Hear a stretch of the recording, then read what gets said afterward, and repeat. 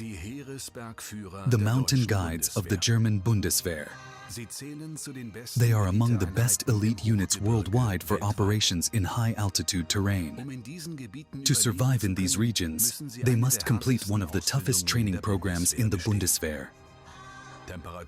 Temperatures reach -30 degrees Celsius, wind speeds soar to 120 kilometers per hour, and they operate on peaks up to 5,000 meters. I think they'll be relieved when this is over. I doubt they're really enjoying it here.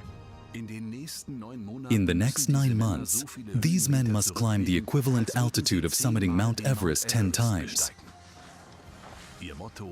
Their motto, at any time of year, in any terrain, on rock, ice, and snow, in peace and in action.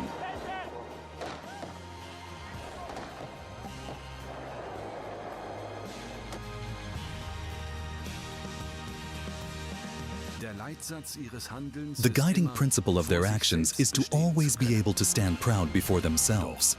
However, to be accepted into this elite unit, soldiers must endure a demanding path ahead.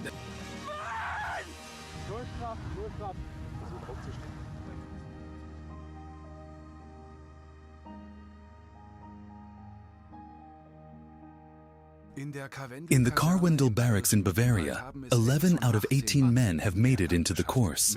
Among them is the newly minted father, Captain Baumert. Captain Schumacher is struggling to pass. Sergeant Bloss has shown quite good performance so far. Master Sergeant Wagner is the most experienced soldier and the mountain guide candidate. An army mountain guide operates in very dangerous and hard-to-reach areas. The soldiers must know how to rescue an injured person or even themselves by helicopter from these areas. Air rescue is on this week's schedule. The instructors and pilots are discussing the mission. Sprechen das nochmal kurz ab, fliegen dann als erstes im Bereich vom Rossgraben, da wo diese Felsen drinnen sind, oder das Schrobengelände. Als erstes 3 Verletzte raus. Da ist einer von uns dabei, dass wir die absetzen. This week we basically have helicopter training. It was about that last week the basics of mountain rescue were covered, so without a helicopter, and in the mountains helicopters are often used relatively frequently to transport the injured. And now this week, we basically started yesterday and laid the groundwork in relatively easy terrain, I would say. It starts with getting out, then on the winch, where only one person hangs with their climbing gear and goes up and down alone. And today it's about packing an injured person into a sort of lying transport device. Then pick up with a helicopter. Again, first in easier terrain, and then somewhere in the forest or later in steeper rocky terrain. Today's operational equipment is a Bell UH-1D, a 1,400 horsepower helicopter from the Vietnam War era. So it's a bit older. That's why the pilot carefully checks if the machine is ready for use and perfectly airworthy. It comes with additional equipment, including a winch for rescuing people and material. Introduced into the German Armed Forces on the 14th of July, 1970. The aircraft is safe for operation.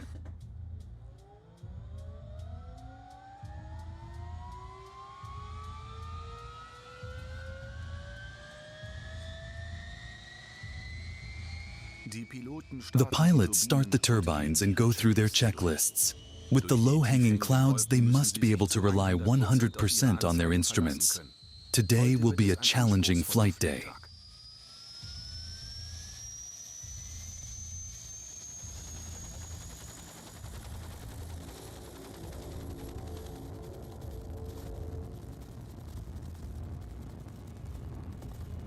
It is extremely challenging to bring the helicopter close to the rock walls and keep it steady there. Only the most experienced pilots can perform such maneuvers.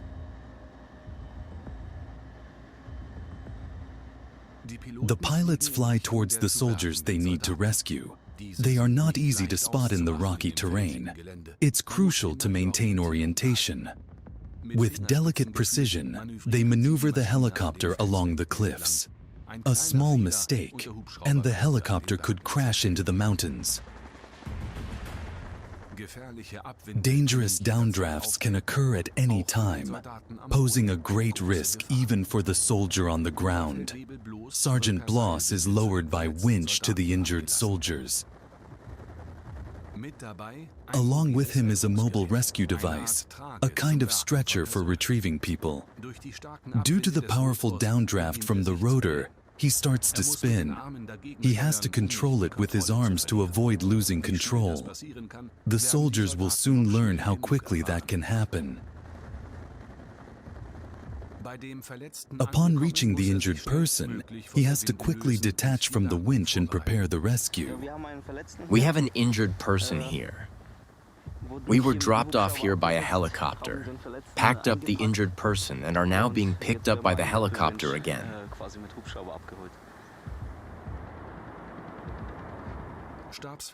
Sergeant Wagner is simulating the injured person. He must fully trust. A mistake could cost him his life.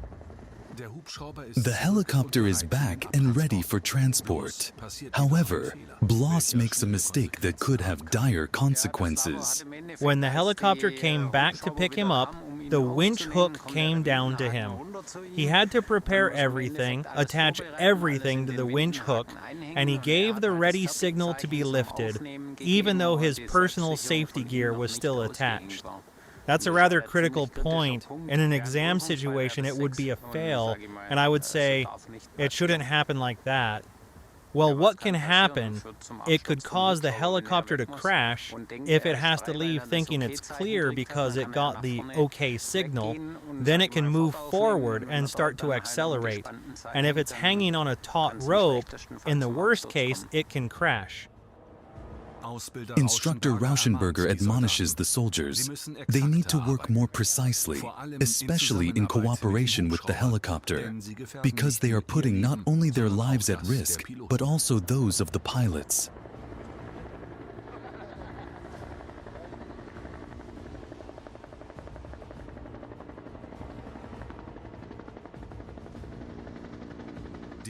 The crew is initiating a new approach. They had to abort the previous one due to a critical mistake. Bloss is on alert. This must not happen to him again.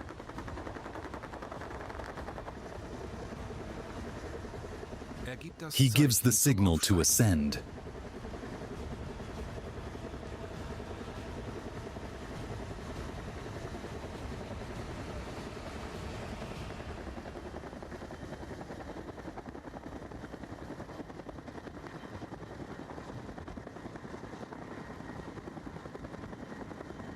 They've noticed it themselves, of course. They would have preferred not to forget, but it happened. I'll say we need to work on this for the next 2 days so that they pay more attention to their tasks and aren't distracted by other things. Unfortunately, this was not a good result for Bloss. Captain Baumert hopes for a more successful day. During the next run, the soldiers have to rescue an injured person from a ditch. The pilot must maneuver precisely past the trees, directly over the soldiers, and all of this with a helicopter from the year 1970. Here we ultimately have a station operation where they try to lift an injured person lying down with the helicopter.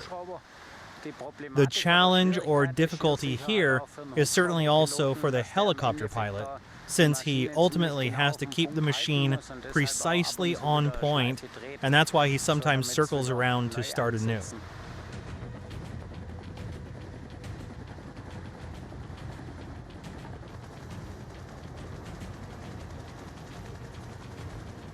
The rescuer is lowered from the helicopter, hanging on the winch. The pilots must be extremely focused now. The slightest movements of the control stick keep the aircraft in place.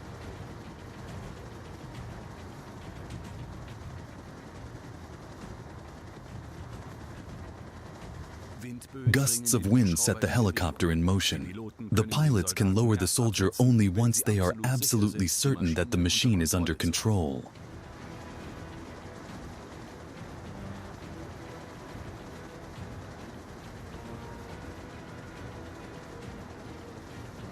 The so-called onboard blender drops off the soldier. However, the downdrafts are causing problems again. There is a rotation effect if they're not careful, if they're too curious. And that's not entirely safe. Otherwise, I think it's a new experience for people. Packing is a bit of a stress factor because it's loud, because the wind is there. Not everyone has done this yet, but they're doing quite well.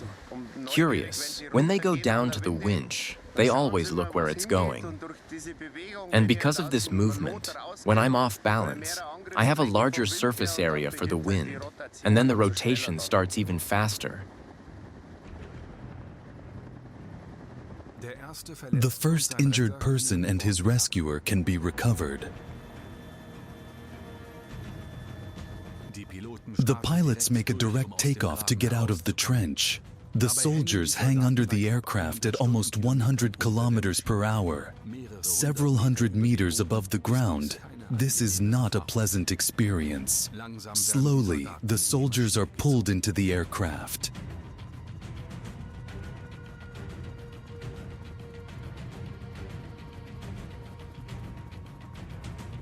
The next ones are already waiting for their flight there. Among them, Captain Baumert. He is released from the helicopter by the onboard mixer. He also goes into a spin, but can't stop it. The spinning gets faster and faster. There's a risk of unconsciousness. The pilots must react. They take off again to stabilize Baumert with the airflow.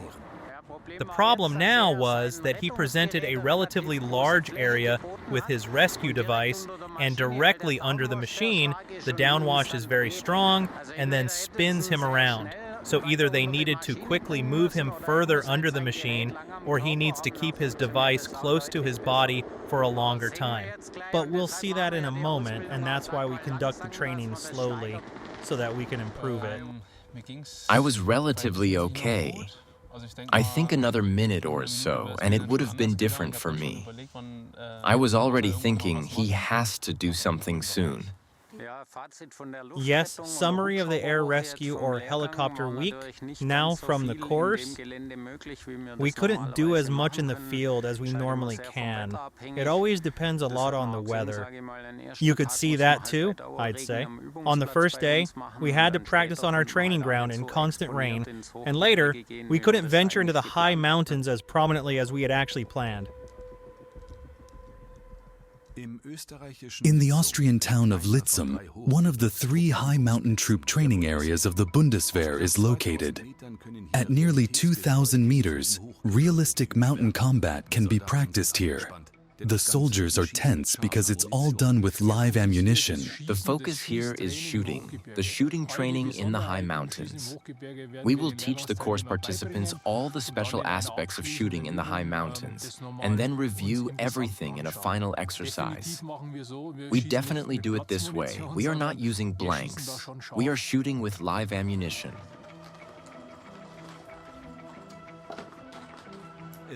It requires utmost concentration and discipline from everyone during live ammunition shooting exercises.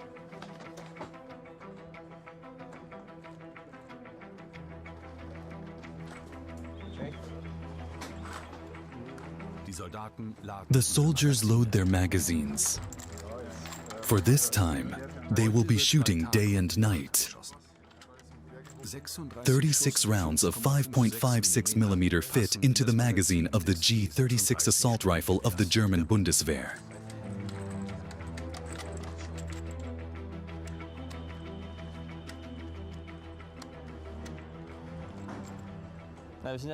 We are here at Camp Litzum for now.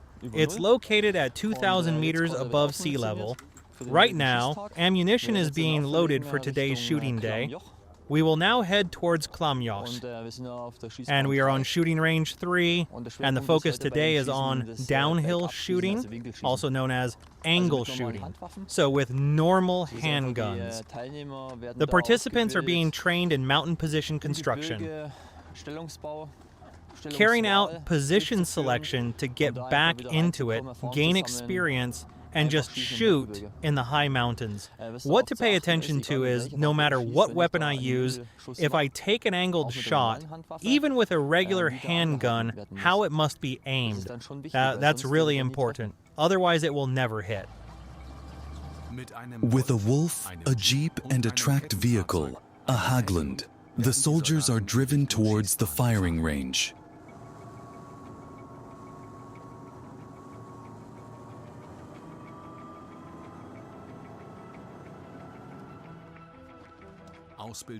Instructor Schubert is giving more detailed instructions for the upcoming shooting exercise. Da wo wir dann sind, wir werden erstmal im linken Bereich anfangen in dem Blockgelände. Und wenn wir oben sind, seid ihr auch dann da.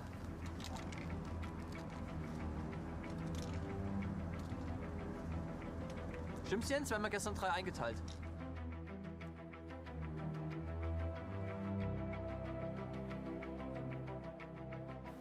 So when we are in the mountains, we usually shoot over long distances. And if the wind blows here at 5.56 millimeters, then the bullet really goes into action because of the wind. Today we are lucky. We really have perfect weather. Rarely, but we can also be lucky during our training course.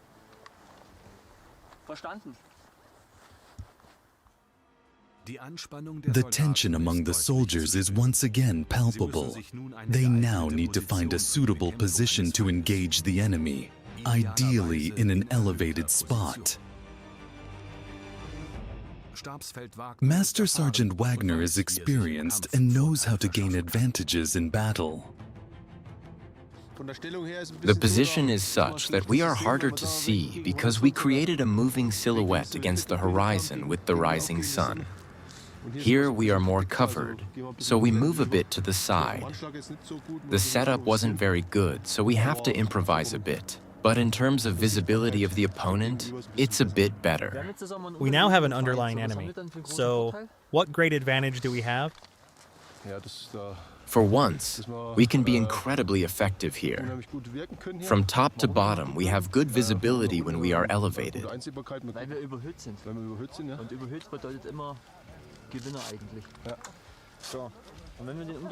And when we have the underlying enemy and we are elevated, we will definitely launch the attack. It will be destroyed, so there is no evasion. The soldiers must navigate challenging terrain while engaging targets in a controlled manner. The risk of comrades getting caught in the line of fire is very high. The instructors must teach the recruits to orient themselves in battle and pay close attention to their surroundings. Ultimately, fighting with firearms is essential for a soldier.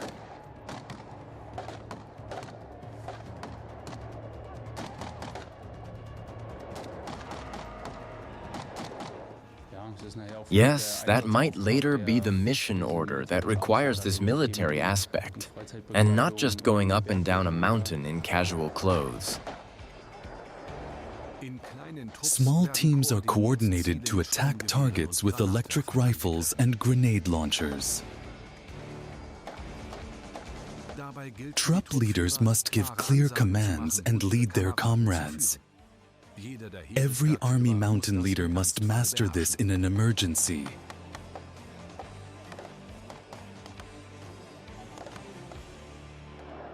Despite the German soldiers' limited combat experience, they are very skilled at their craft.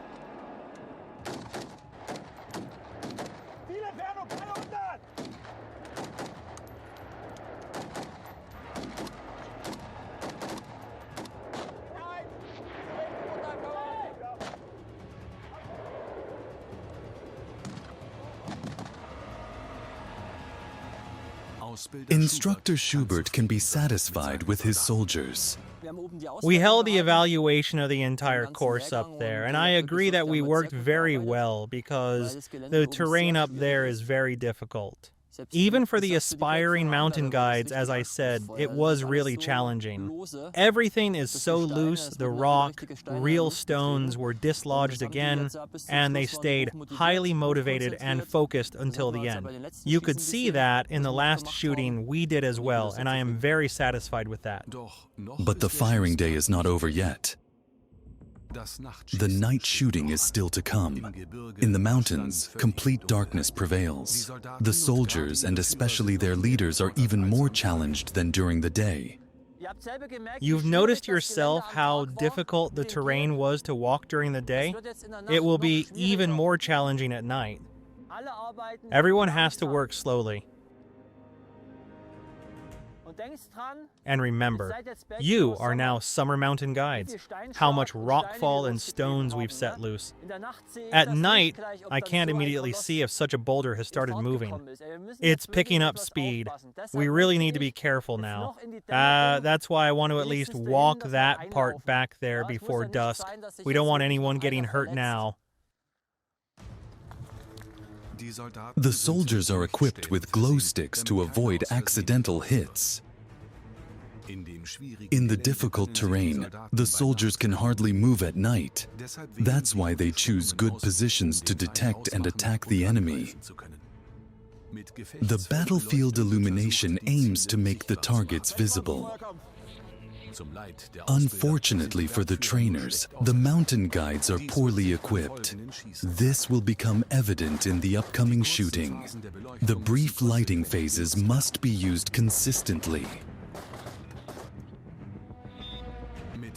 With tracer ammunition, the soldiers and the trainers can better control the shooting directions.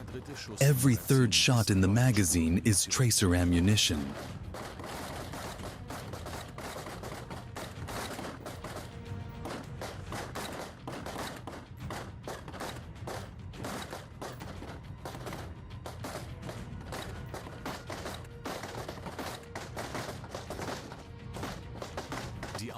The instructors simulate a strong enemy advance. The candidates must respond.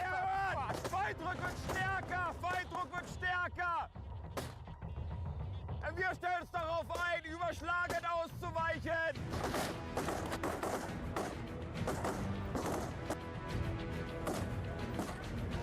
Feind aus rechter Seite. Stärker zu. Rein wird überlegen. Was ist denn das für eine Scheiße? The instructors are not satisfied with the soldiers' response. Komm, Munition nach vorn! Munition!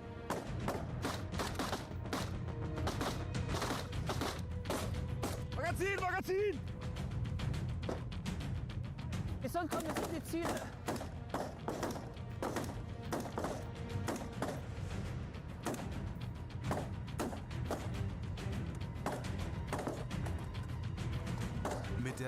With the existing lighting, the targets are barely visible. The cadets are firing from all barrels to elevate the bow towards the enemy.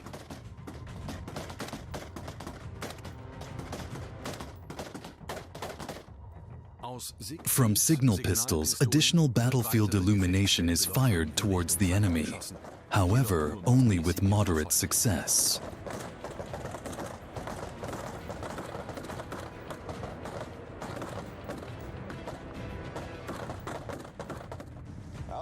It is challenging in the dark.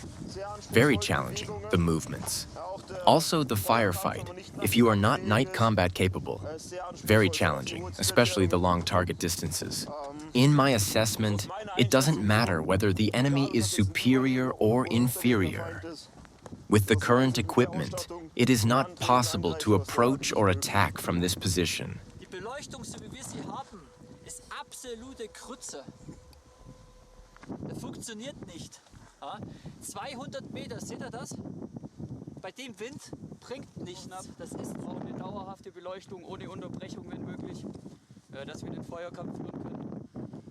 Und im Bereich des Ausweichens jetzt noch ein bisschen besser laufen können mit dem Feuer.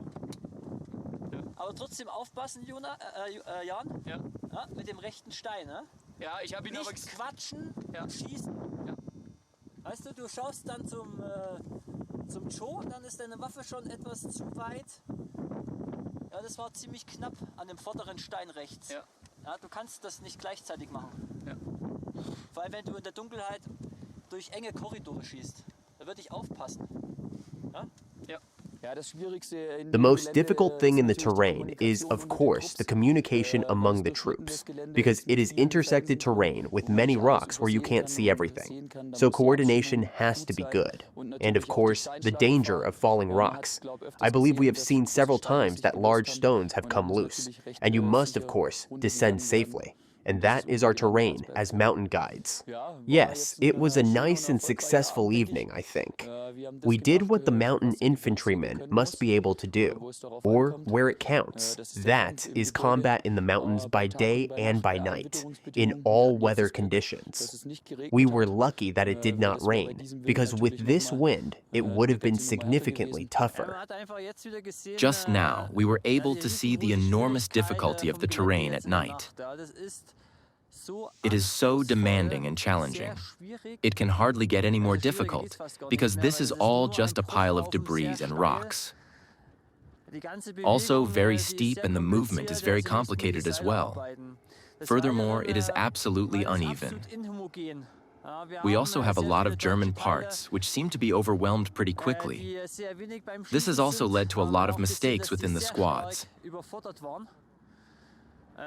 And our foreign comrades, who of course have a lot more experience, are on a completely different level. Naturally. With that being said, we are always glad when no one ends up getting hurt. In the end, I believe that ultimately the initial goal was met. Und ich halte das ganze Ziel jetzt für diesen kurzen Aufenthalt auf diesem Hochgebirgsübungsschießplatz da voll erfüllt.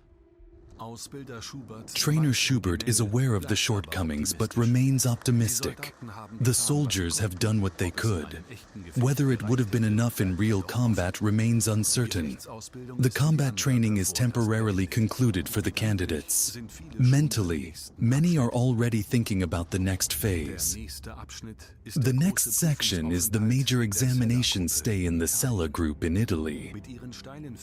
With its steep rock walls, a very special climbing area in Europe. Here, the soldiers face rapid succession. Every day, exams are on the schedule. Each one could mean failure in this course. Then the last 5 months of toil and effort would have been in vain. The pressure on the candidates is palpable. They must internalize and be able to recall all the learned content from the past months effortlessly. Training leader Grillhusel will not give anyone any breaks.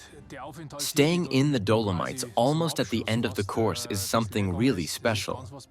The Dolomites absolutely exposed walls, walls up to 800 meters, not well secured. What is demanded from the course participant?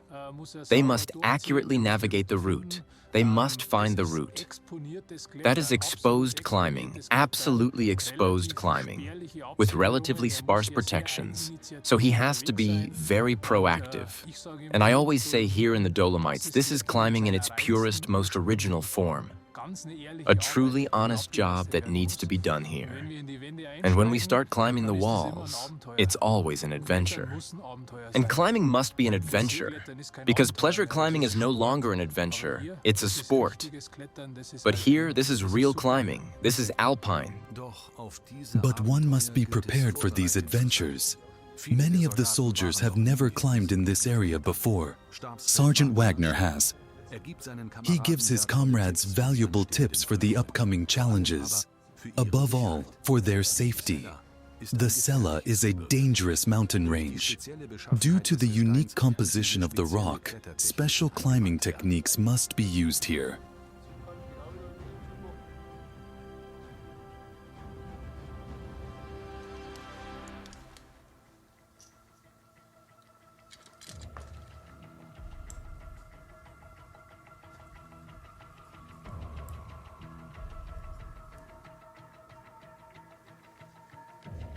Instructor Rieger watches closely. They are responsible for the soldiers. Fall training is also part of the training. How can I fall without getting hurt? An uncomfortable situation, just letting yourself fall from 50 meters high. Rieger is not satisfied. What I really don't like about the training is the rope guidance to the deflector, where the fall wasn't. The rope just runs over the edges, way too high, way too long until they get there. But it doesn't have to be like that. It's difficult. We talked about it yesterday already. It's just a different Alpine character compared to ours with the belay stations.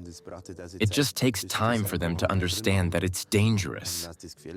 I mean, not always. Just because there's a bolt doesn't mean it's safe. And that's mostly not the case. And you just want to get it right. I mean, if you go climbing with a comrade or a friend, then you have it under control. But if you go with some guided ones, then you cannot always rely on everything going as you imagine. And then, quickly, the whole thing can become quite dangerous. In the evening, the candidates prepare their tours for the next day or study for the written exams. During exam stays, there is not a free minute. The next morning, the exam tours start. Sergeant Major Bloß must prove today that he is fit to be an Army mountain guide. Zur Ausrüstung. Rückvertreter dabei. Expressen. Helm. Standplatzschwingen. Keile Friends. Sonnenbrille. Creme haben wir dabei. Du hast zusätzlich noch Biwaksack dabei. Sepp hat die Bergführerapotheke dabei. Kletterschuhe hat jeder dabei. Ich auch? Ja, ich auch. Gut, alles klar. Und wenn die soweit fertig sind, dann laufen wir los Richtung Einstieg. Okay. Erstmal Richtung Mariaflur.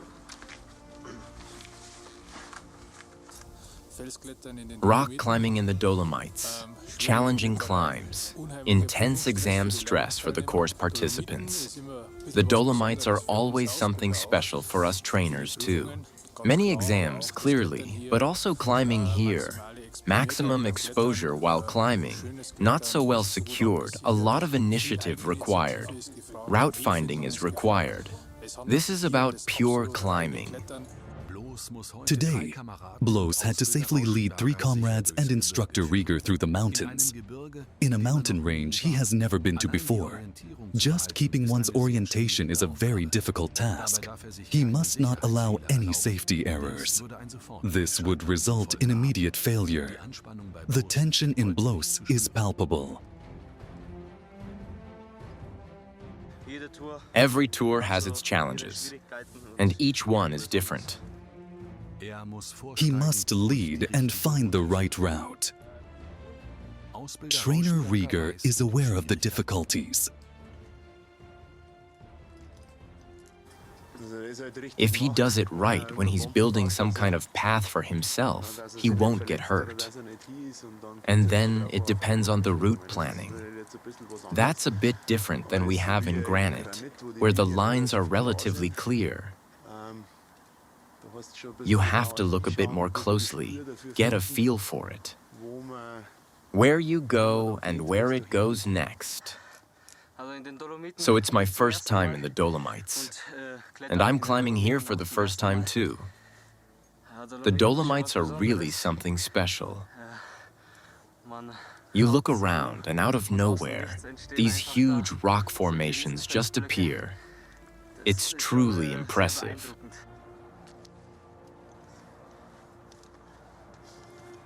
But he must not let himself be distracted by this impressive backdrop. He needs to concentrate on securing the ropes for his fellow climbers coming after him.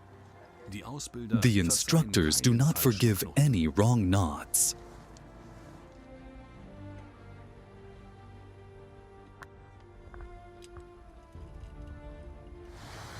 Scheiße, unten habe ich keine Bandschlinge eingehängt, habe ich Seilreibung gehabt ohne Ende. Schau mal dazu. Okay, völlig Schlinge ist da ausmarschiert. Das ist unten eigentlich alles gut kipp. Several hundred meters above the ground, the soldiers hang on vertical rock walls. Every single step must be carefully considered. In this terrain, no mistakes can be made. Bloß must always keep searching for the right route.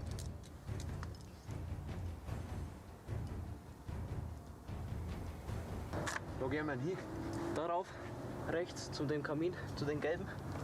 Schau her, zu dem Riss. When climbing, you can't just try a route. If you run out of strength in this terrain, it can end fatally. Blows pulls himself up the rock walls with his fingertips. Instructor Rieger increases the pressure. Schwierig bloß. Ist schwierig. Warum geht's dann nicht schneller? Bloss stays calm. That's what the trainers want to see.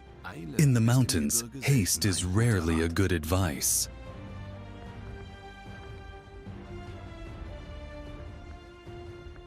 Once he arrived, the next surprise is already waiting for him. Bloss is currently preparing the summit briefing. This is also part of the mountain guide course, or generally for the military, when he leads people up or moves forces, so that he can then brief them accordingly on the map. What you see there, what peaks those are, where we are personally located. You see what the standard is. For the average person, it's quite challenging, because if you're in the area for the first time and then get a 50,000 map, since the service is no longer available, then it is quite demanding because some mountains are no longer included, and that means intensive preparation. In the internet age, it is not such a big problem to find out and then use the compass bearing to locate the peaks, to write it down and then announce it accordingly. But it is still quite demanding because he does not know the peaks either. That quickly becomes apparent, whether he has prepared well or not. They are not doing it for the first time. Beginnt normalerweise wie immer im Norden. Norden kann man jetzt kaum was sehen, sondern unseren Gipfel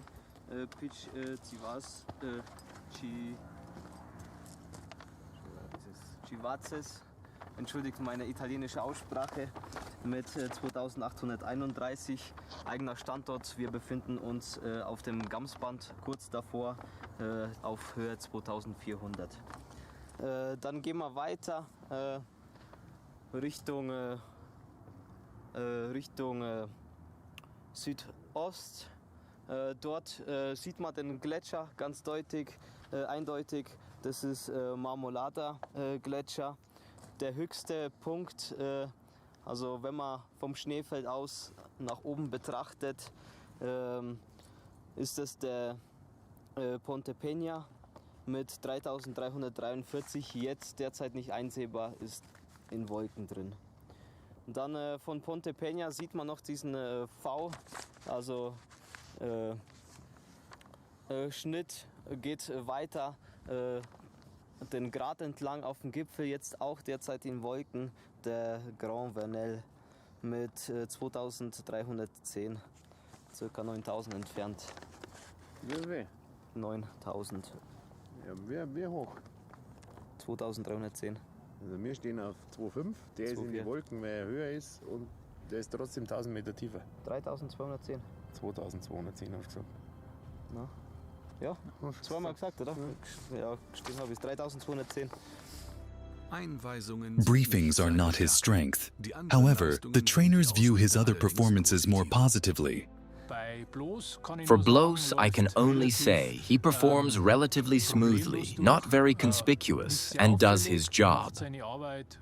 Eine Prüfung wieder näher am Bergführer. Does Instructor Rieger see it the same way? In the evening, the tour will be directly discussed and evaluated. All in all, I've thought about it for a long time now. So you get a 3 from me. But there wasn't much room for downgrading anymore. Okay, passt. Ich hoff's. Dann ist es eigentlich wurscht, ob du zufrieden bist oder nicht. Wenn es nicht langt, dann langt's nicht. Yes, a 3. I am pretty satisfied with the result. 3 is green. Green is good, and good is almost a 1. For the first round, he did well. Let's see. There will certainly be 1 or 2 difficult tours, but if they keep it up like this, it'll be fine. I believe we'll come back home safe and sound, and that'll be great. It's not always a given down there. The instructors are satisfied, but the soldiers are far from having their day off. They have to study again because written exams are scheduled for today. Not exactly popular among the guys, Grillhausel's tests are feared. So we start here in the cella with the written and oral exams. We do them towards the end of the course because we have all the classes. And I'll take 2 written exams. One of them is on the basic principles of mountain training. It's about orientation questions, materials science, geology, glaciology, all those topics. Then with me, there's a pure weather test. Only questions about meteorology are asked. I conduct an oral exam. An oral exam is basically like a colloquium. The person comes to me and I have a professional conversation with them for a quarter of an hour. Back to school days. Instructor Grillhausel is supervising.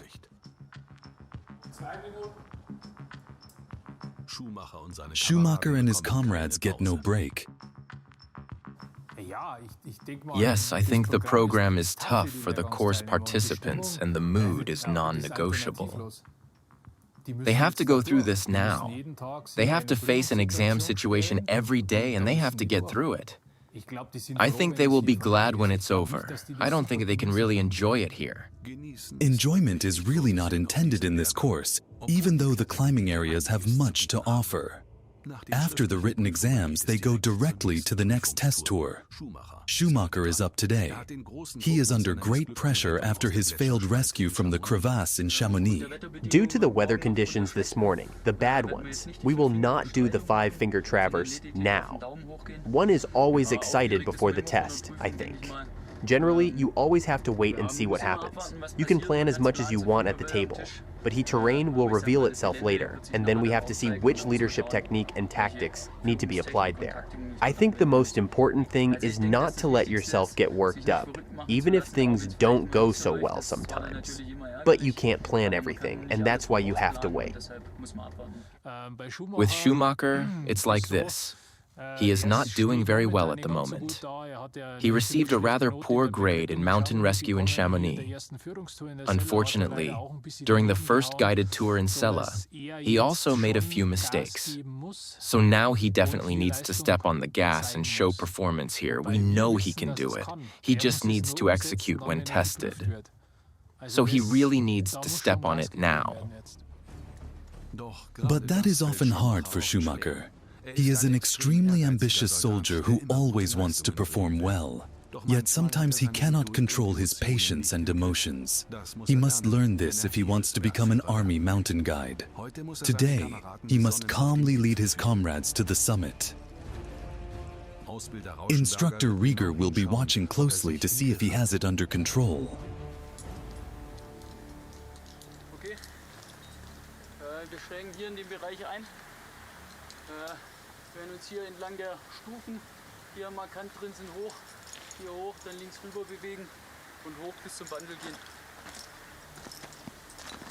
Gut, Sepp, kommst du hier rüber?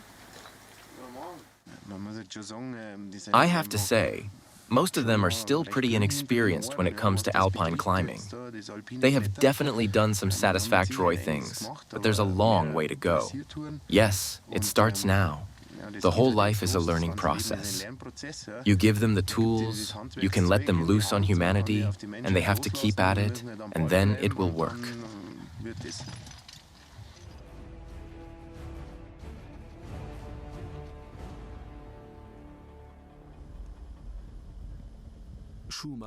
Schumacher got a difficult tour. The pointed and sharp-edged rocks are very challenging. Any misstep can lead to serious injuries or even death. Falling in this terrain, you probably see that in movies. That's just not it. You only do that once. Schumacher therefore tries to proceed even more focused, but things are not going smoothly. He appears frantic and insecure. A military mountain guide must always convey a sense of security to his comrades.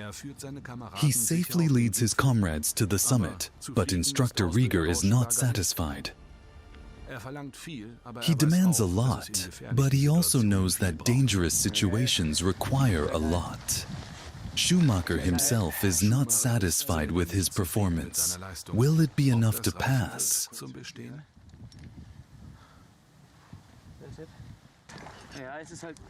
Yes, it's really quite a different kind of climbing. In terms of difficulty, it's already something very exposed. Few protection options. But that's just how it is.